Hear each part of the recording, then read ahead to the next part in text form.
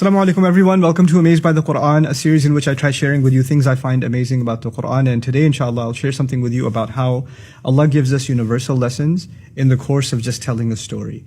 I happen to believe, and I think that is a universal belief for Muslims, that everything in the Quran is of timeless value.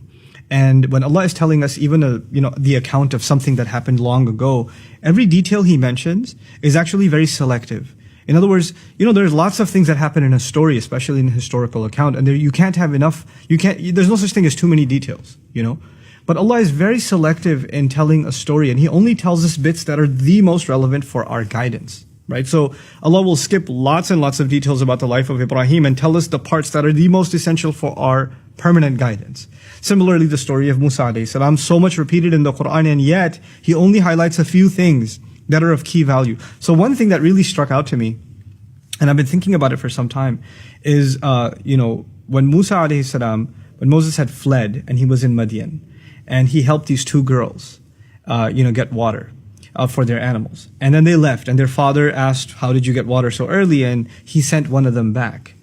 And Allah actually, of all these details, like you would imagine, Allah would highlight details about like Judgment Day, or the battle between the Pharaoh and Moses, or like when he was able to come back and challenge, or how he escaped, like big details. But in the middle of all of that, in the final revelation of Allah, Allah takes the time out to mention this little, what seems like a minor detail. وَجَاءَتْ إِحْدَاهُمَا تَمْشِي عَلَى اسْتِحْيَاءٍ. One of them came all the way, walking. Now there's two ways to translate this. She came walking shyly, like in a shy way. And she came walking over to him despite being shy. There's two ways of ala istihya, ala raghmi min istihya'iha. There's two ways of looking at it, okay? And I was fascinated that Allah would actually go out of His way in His final revelation to humanity until the Day of Judgment to highlight the way a woman walked.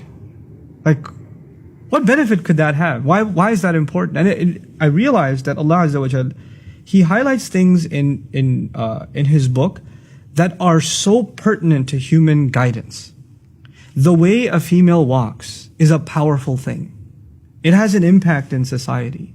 As a matter of fact, the female has a presence that has been talked about across cultures. Across cultures. Just her presence has a power, has an awe. It inspires something.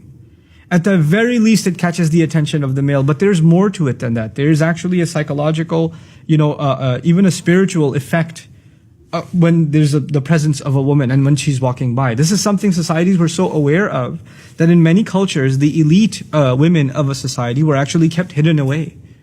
They were kept, like in Korean society, old Korean society, for example, they wouldn't go out until the nighttime, the elite women.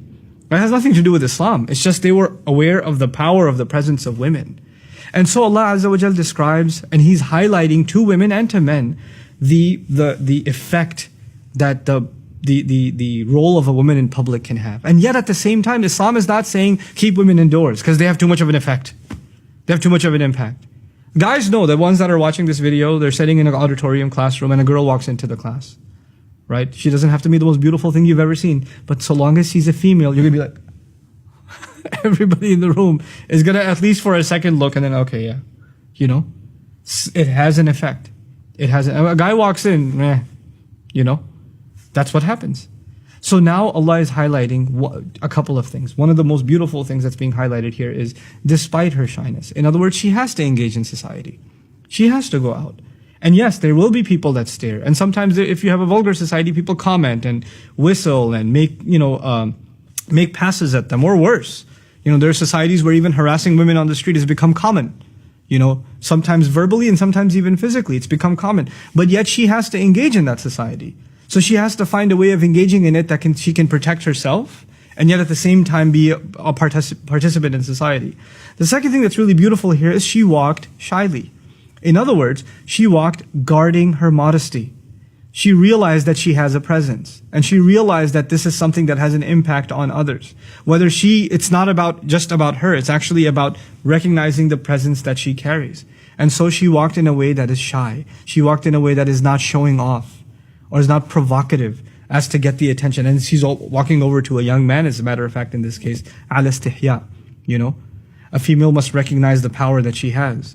And so even the way in which a woman walks is highlighted in such a subtle, beautiful way, And it's not like this girl was shy. It's not. She walked over by herself to the strange man and said, Inna abi yad'uka liyajziyaka ajra ma saqayta lana. My dad's calling you, okay? He wants to pay you for the services you provided. And if she was all that shy and scared, she would have called her sister and at least two of them would have come. But she came by herself. And her dad was confident enough in her to send her by herself. So there's this amazing balance between confidence and engagement, even when you're on your own, and at the same time holding on to your modesty. All of it captured in just the way that she walked. It's incredible. Barakallahu li wa lakum. Assalamu alaikum wa rahmatullahi wa barakatuh. Assalamu alaikum wa rahmatullah. If you enjoyed this video, please do share it with friends and family. If you want to see more videos from this series, click on the box at the top. If you want to see other videos, click on the box at the bottom. And don't forget to hit the subscribe button. Thanks.